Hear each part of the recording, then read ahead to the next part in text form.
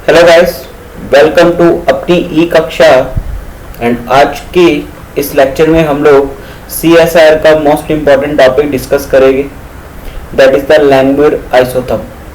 तो guys, surface chemistry का ये टॉपिक है लैंगमुइर आइसोटोप, और CSIR के पेपर में हर साल एक क्वेश्चन तो इसके ऊपर आता ही आता है।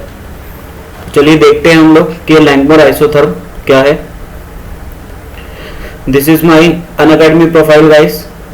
मैं अनअकैडमी पे भी टीच करता हूँ and this is my referral code, you can check it. चलिए तो स्टार्ट करते हैं कि लैंगमुइर आइसोथर्म है क्या।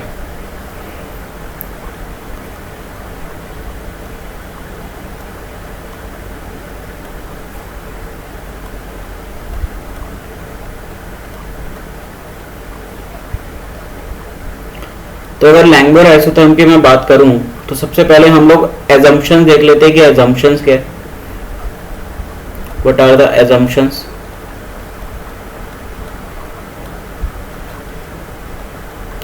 अगर एजम्पशंस की बात करूं गाइस,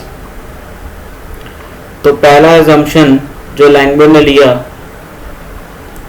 वो ये था कि जो सरफेस था जहां पर एड्सॉर्प्शन होगा, वो सरफेस के अंदर कुछ ऐसी एक्टिव साइट्स प्रेजेंट थी जिसके ऊपर गैस मॉलिक्यूल्स आके एड्सॉर्ब हो गए।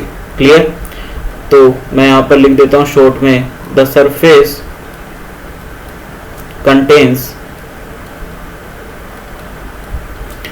Active sites. क्लियर? जैसे इसका मैं अगर एक पिक्चर दिखाऊं आप लोगों को, कुछ इस तरह का मान लो, जैसे मैंने एक सरफेस मान लिया।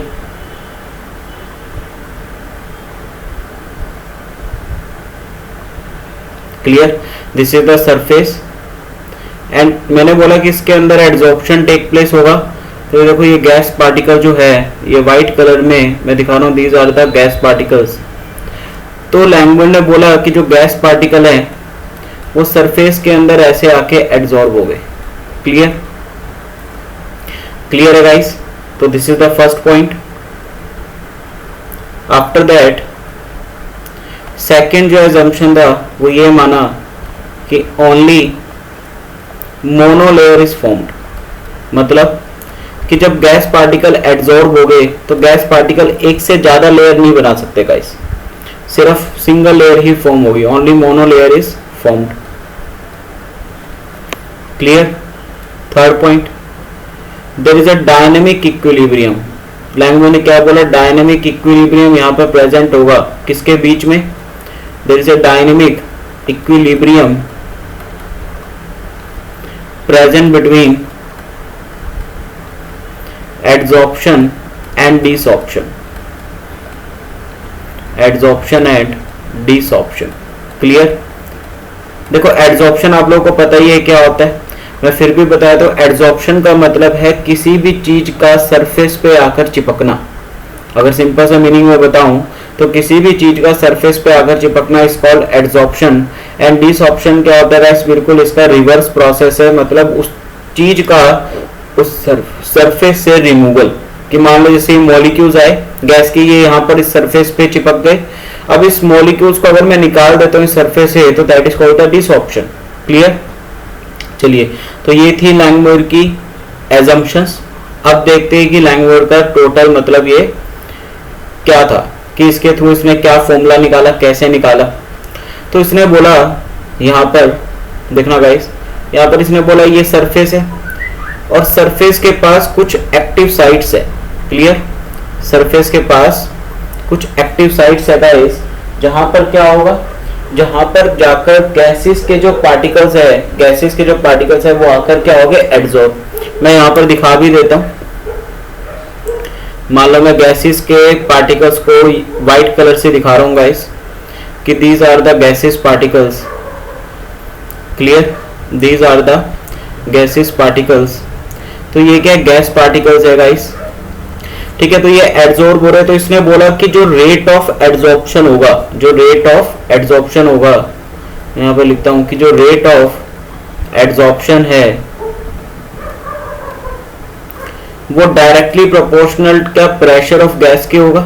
भाई सोचो, जितना ज्यादा मैं गैस का प्रेशर बढ़ाऊंगा गैस, क्या उतना ज्यादा एड्सॉर्प्शन होगा, मतलब उतने ज्यादा मॉलिक्यूल्स चिपकेंगे। क्लियर है? क्या उतने ज्यादा मॉलिक्यूल्स चिपकेंगे गाइस? Is that clear? ठीक है। अब उसने क्या बोला, और क्या फैक्टर इसने बोला? इसने बोला कि जो रेट ऑफ एड्सॉर्प्शन है वो एक फैक्टर पे और भी डिपेंड करेगा। किस पे? देखना, जो रेट ऑफ एड्सॉर्प्शन है वो डायरेक्टली प्रोपोर्शनल होगा n इंटू 1 माइनस थीटा। अब ये n इंटू 1 माइनस थीटा क्या, इसको देख लेते हैं। यहाँ पर जो थीटा है गाइस, थीटा क्या है? ये 1 माइनस थीटा है। It is the unoccupied space. Unoccupied space कि मतलब ऐसा भी कुछ स्पेस होगा सरफेस पे जिस पे अभी तक एड्सॉर्प्शन नहीं हुआ होगा, तो 1 माइनस थीटा के अनऑक्यूपाइड स्पेस। इसका मतलब थीटा क्या होगा? It is the fraction of occupied space, fraction of gas occupied. Clear? Means जो स्पेस को गैस ने एड्सॉर्ब कर लिया that is called the theta, and 1 minus theta जो अभी अनऑक्यूपाइड स्पेस है। एन क्या है? अगर सपोज एक होता तो 1 लेता मैं कि एक ही अनऑक्यूपाइड स्पेस है। एन क्या है? Total number. ये क्या है? Total number. तो हमने n से इसलिए मल्टीप्लाई करा कि n नंबर ऑफ साइट्स हो सकती है ना, कि मान लो जरूरी तो नहीं है कि 3 साइट ही होगी, हमेशा 4 साइट ही होगी। n नंबर ऑफ साइट्स होते हैं, टोटल नंबर ऑफ क्या है? साइट्स है। तो टोटल नंबर ऑफ साइट्स में अब क्या होगा? काफी सारा अनऑक्यूपाइड स्पेस भी होगा और काफी सारा ऑक्यूपाइड भी होगा। क्लियर? चलिए, तो यहां से क्या हम लोग बोल सकते हैं कि जो रेट ऑफ एड्सॉर्प्शन है वो प्रेशर के भी डायरेक्टली प्रोपोर्शनल है गाइस, और वो नंबर ऑफ अनऑक्यूपाइड स्पेस के भी डायरेक्टली प्रोपोर्शनल है। तो क्या यहां से रेट ऑफ एड्सॉर्प्शन, देखना मैं ऐसे लिख रहा हूं, क्या rate of adsorption is directly proportional to gas का प्रेशर इनटू का n इंटू 1 माइनस थीटा, इसके डायरेक्टली प्रोपोर्शनल होगा। तो this is our first equation guys. अब इसने बोला कि क्या डिसऑप्शन भी होगा? वे दोनों साथ साथ में होते कि हमने मान लो मॉलिक्यूल निकल गए, प्रेशर इतना ज्यादा बढ़ा दिया कि मॉलिक्यूल जो है वो निकल गए। क्लियर? तो डिसऑप्शन जो होगा, रेट ऑफ डिसऑप्शन होगा गाइस। डिसऑप्शन का मतलब मॉलिक्यूल अपनी अपनी साइट्स को छोड़ के वापस जा रहे हैं। तो उसने बोला रेट ऑफ डिसऑप्शन किसके डायरेक्टली प्रोपोर्शनल होगा? सोचो कि जितना ज्यादा फिल्ड स्पेस होगा, जितना ज्यादा ऑक्यूपाइड स्पेस होगा, क्या उसके डायरेक्टली प्रोपोर्शनल होगा? और ऑक्यूपाइड स्पेस किसके इक्वल था? थीटा के। तो जितना ज्यादा ऑक्यूपाइड स्पेस होगा गाइस उतना ज्यादा क्या होगा? डिसऑप्शन। और जितना ज्यादा अनऑक्यूपाइड स्पेस होगा उतना ज्यादा होगा रेट ऑफ एड्सॉर्प्शन। क्लियर? तो rate of adsorption, rate of desorption. Clear? चलिए, तो ये हो गया हमारा सेकेंड इक्वेशन। क्लियर? ठीक है। अब यहां से इसने क्या बोला कि एट इक्विलिब्रियम, एट इक्विलिब्रियम क्या हम लोग बोलते हैं कि जो रेट होता है वो इक्वल होता है। तो यहां से बोला इसने rate of adsorption is equal to rate of desorption. Clear? Rate of adsorption is equal to rate of desorption. आपको पता ही है जब प्रोपोर्शनैलिटी कांस्टेंट हटाते हैं तो एक कांस्टेंट आता है। तो एड्सॉर्प्शन का मैंने कांस्टेंट ले लिया K इंटू का P इंटू का N 1 minus theta is equal to, यहाँ पर डिसऑप्शन का मैंने KD ले लिया इंटू का N इंटू का थीटा। तो यहाँ से देखो N से N तो कैंसिल, तो यहाँ से K अपॉन KD जो है इंटू का P gas is equal to theta upon 1 minus theta आ गया। क्लियर? क्या ये दोनों कांस्टेंट है? अगर ये दोनों कांस्टेंट है तो इनकी जो वैल्यूज आएगी वो भी कांस्टेंट आएगी गाइस। क्लियर? तो इनकी वैल्यू को मैंने क्या मान लिया? लेट इस इन दोनों की जो वैल्यू है उसको मैंने क्या मान लिया? K।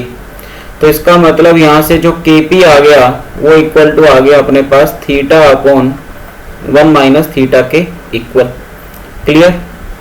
अब आगे देखते हैं। तो अब यहाँ से क्या होगा देखना भाई, अगर मैं इसका रेसिप्रोकल कर दूं 1 upon KP is equal to, तो यहाँ पे क्या हो जाएगा 1 माइनस थीटा अपॉन थीटा। तो अब यहाँ से क्या करेंगे हम लोग 1 upon KP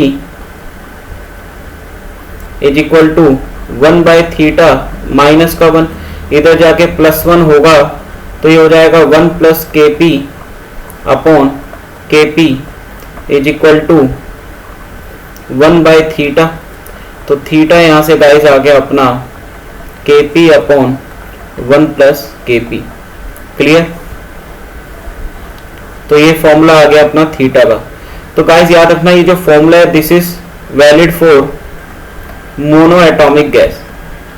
clear? Mono atomic gas, ये सिर्फ मोनो एटॉमिक गैस के लिए ही वैलिड है फॉर्मूला। अब यहां से क्वेश्चन आया कि अच्छा अगर डाई एटॉमिक या ट्राई एटॉमिक गैस आ जाए तो फिर क्या करेंगे? क्लियर? अगर डाई एटॉमिक या ट्राई एटॉमिक गैस आ जाए गाइस तो फिर क्या करेंगे? क्लियर?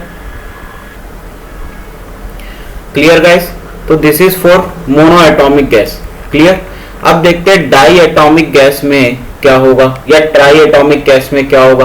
तो बारी बारी फॉर्मूला ड्राइव करने से बेटर है हम लोग क्या कर ले, एक जनरल फॉर्मूला लिख लेते हैं। ठीक है ना, एक जनरल फॉर्मूला लिख लेते हैं। तो जनरल फॉर्मूला क्या होगा देखना गाइस। तो मैं अगर यहां पर जनरल फॉर्मूला लिखूंगा तो theta is equal to kp की power 1 by n upon 1 plus kp की पावर 1 बाय n। क्लियर? तो यहां से क्या हुआ, kp की power 1 by n upon 1 plus kp की पावर 1 बाय n। तो यहां पर n क्या guys, where n is called the atomicity, किसकी? गैस की, एटॉमिसिटी ऑफ गैस। अब मान लो आपके पास डाई एटॉमिक आ गया तो सीधा फॉर्मूला बन जाएगा। जैसे मैं अगर मान लो यहाँ पे लिखूं फॉर डाई एटॉमिक, अगर मुझे डाई एटॉमिक गैस के लिए देखना है तो थीटा का फॉर्मूला क्या बनेगा गाइस, kp की power 1 by 2 upon 1 plus kp की पावर 1 बाय 2। अगर ट्राई एटॉमिक के देखना है तो kp की power 1 by 3 upon 1 plus kp की पावर 1 बाय 3। क्लियर? चलिए, तो ये तो था हमारा लैंगमुर एडसॉर्प्शन आइसोथर्म का फॉर्मूला जो कि बहुत ज्यादा इंपॉर्टेंट है। हमने जनरल भी देख लिया गाइस, डायरेक्ट न्यूमेरिकल आता है, सीधा निकलेगा। ठीक है? अब इसके ऊपर एक और भी चीज आती है। अब अगर हमें Langmuir adsorption isotherm in terms of volume निकालना है गाइस, ठीक है, तो यहां पर मैं लिख देता हूं लैंगमुर एडसॉर्प्शन आइसोथर्म, शॉर्ट फॉर्म में लिख रहा हूं इन terms of isotherm. Clear? In terms of, sorry isotherm कह रहा हूं, इन terms of volume guys. Clear? In terms of volume,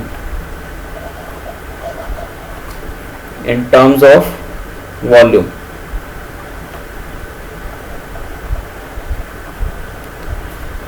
तो देखना वॉल्यूम के टर्म में कैसे लिखेंगे, देखना भाई बहुत इंपॉर्टेंट है ये। ठीक है, क्वेश्चन यहां से भी आता है, ग्राफ बनते हैं यहां से गाइस, तो इसलिए बहुत इंपॉर्टेंट है, ध्यान से देखो। तो जो थीटा था हमारा, थीटा वॉल्यूम की टर्म में क्या होता है guys, v upon v mono, where v क्या है, this v is called the volume of adsorbent, this is the volume of एडसॉर्बेंट।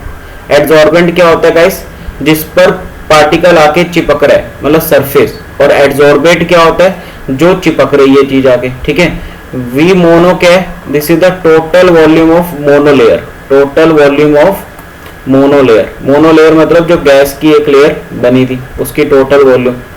Clear? तो बस यहां से अब क्या करें भाई, हमारे पास थीटा किसके इक्वल आया था, थीटा इक्वल टू था kp अपॉन 1 प्लस kp के। तो थीटा को मैं किसके इक्वल लिख दूं, v upon v mono is equal to kp upon 1 plus kp के। अब फिर इसको क्या करेंगे हम लोग, रेसिप्रोकल करेंगे, मतलब v mono by v is equal to 1 plus kp upon kp। तो यहां से v मोनो बाय v कितना आ गया, ये 1 बाय kp प्लस का 1। अब ये जो इक्वेशन है इसको हम लोग मल्टीप्लाई कर देंगे पूरी इक्वेशन को p बाय v मोनो से। p बाय v मोनो से जैसे मल्टीप्लाई करेंगे तो v मोनो से v मोनो कैंसिल हो गया और यहाँ पे बचा p बाय v। ठीक है, यहाँ पर कितना बच गया गाइस, यहाँ पर बच गया 1 upon k v mono, p से p कैंसिल हो गया, और यहाँ पर क्या बच गया guys, p upon v mono. Clear? तो this is the equation Langmuir adsorption isotherm in terms of volume. अब यहाँ पे जो ग्राफ बनता है गाइस, यहाँ पर जो ग्राफ बनता है, ग्राफ में आपको बता देता हूँ कि इस इक्वेशन का जो ग्राफ बनता है, ये बहुत इंपॉर्टेंट क्वेश्चन होता है गाइस। ग्राफ जो बनता है वो बनता है P upon V versus P में। क्लियर? अगर पीछे दिखाऊं मैं तो P upon V versus P में, तो अगर मैं इक्वेशन लिखूंगा अगर मेरे को इसके बीच में ग्राफ बनाना है और मैं इक्वेशन लिखूं यहाँ पर P by V is equal to 1 by KV mono plus का P बाई V मोनो। तो अगर मैं ध्यान से देखूं, क्या मैं ग्राफ बनाना तो आप सबको आता ही होगा, क्या ये जो P बाई V है ये पूरे को क्या मान लूंगा मैं y, और इसको मैं खाली क्या मान लूंगा x। तो क्या ये y equal to M X plus C वाला ग्राफ बनेगा? तो अगर मुझे ग्राफ बनाने का तो कैसा बनेगा देखना। ये यहाँ पर y एक्सिस पे क्या था P by V, x axis पे क्या था P। तो ये ग्राफ पॉजिटिव स्लोप आएगी, 1 अपॉन V मोनो इसकी स्लोप होगी और इंटरसेप्ट होगा 1 अपॉन KV मोनो। तो ग्राफ कुछ ऐसा आ जाएगा। ये इसका जो इंटरसेप्ट है गाइस, ये किसके इक्वल होगा 1 अपॉन KV मोनो, और जो इस ग्राफ की स्लोप आएगी वो स्लोप किसके इक्वल होगी 1 बाय V मोनो के। Clear? It is clear guys? Okay, तो दिस इज द ग्राफ। अब कई बार क्या होता है कि क्वेश्चन ऐसा पूछ लेता है कि हमें ग्राफ ड्रॉ करो किसके बीच में 1 by V versus 1 by P में। तो 1 by V versus 1 by P में ग्राफ ड्रॉ करना है, तो क्या मैं पीछे वाली इक्वेशन से ड्रॉ कर सकता हूँ? नहीं कर सकता। तो सोचोगे मेरे को 1 बाय V और 1 बाय P में ग्राफ ड्रॉ करना है, तो क्या मैं इस इक्वेशन से कैसे करूंगा? ये क्या थी P by V mono, clear, is equal to 1 upon KV mono plus का P बाय, यहाँ पर P बाय V होता है गाइस। क्लियर? हम लोग V मोनो लिख के, यहाँ पर क्या है P बाय V, और उधर क्या आएगा guys P by V mono. Clear? देखिए, तो यहाँ पर आ जाएगा। अब इससे मैं 1 बाय V और 1 बाय P में नहीं कर सकता ग्राफ ड्रॉ, तो मेरे को क्या करना पड़ेगा, मेरे को पहले इसको 1 बाय V में लाना पड़ेगा। अच्छा, 1 बाय V में लाने के लिए क्या करूंगा, इस पूरी इक्वेशन को मैं कैसे डिवाइड कर दूंगा, किससे कर दूंगा P से।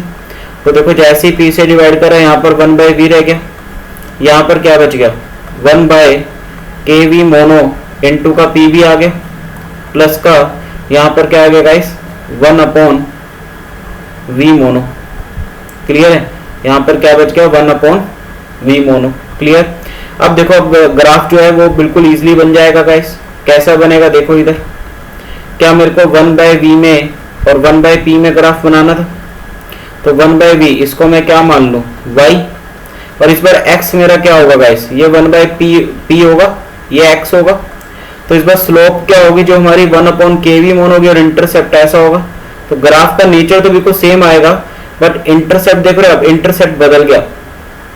1 अपॉन V मोनो इसमें इंटरसेप्ट है guys, this is our intercept. और इस बार जो स्लोप है वो क्या होगी, स्लोप क्या होगी इसमें गाइस, ये होगी 1 अपॉन KV मोनो।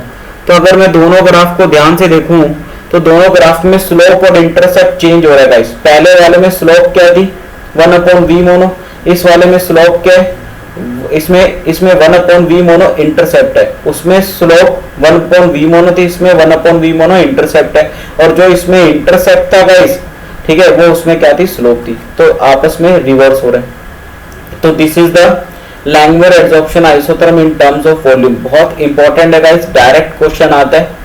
क्लियर? तो आपको ये कॉन्सेप्ट क्लियर हुआ गाइस। तो जो इसके क्वेश्चंस है गाइस, जो प्रीवियस ईयर क्वेश्चंस है, वो मेरी नेक्स्ट वीडियो में मैं बनाऊंगा, सिर्फ क्वेश्चंस की वीडियो रहेगी, उसमें हम लोग लैंगमुर एडसॉर्प्शन आइसोथर्म पे PYQs देखेंगे। क्लियर? अगर आप लोगों को वीडियो पसंद आई हो गाइस, प्लीज इसको ज्यादा से ज्यादा शेयर करें, ठीक है, ताकि आपके जैसे बहुत बच्चों का बेनिफिट हो। और आप लोग चाहे तो अनअकैडमी पर मुझे सब्सक्राइब भी कर सकते हैं गाइस। आपको स्टार्टिंग में मैंने अपना डिटेल दिखाया था, ठीक है, अनअकैडमी का ये मेरा रेफरल कोड है। अगर कोई अनअकैडमी पे भी मुझे ज्वाइन करता है गाइस, तो ये मेरा रेफरल कोड है, इस रेफरल कोड को यूज करके आप 10% का इंस्टेंट डिस्काउंट भी ले सकते हैं। Clear guys? चलिए आज के लिए इतना ही। Thank you guys, bye bye.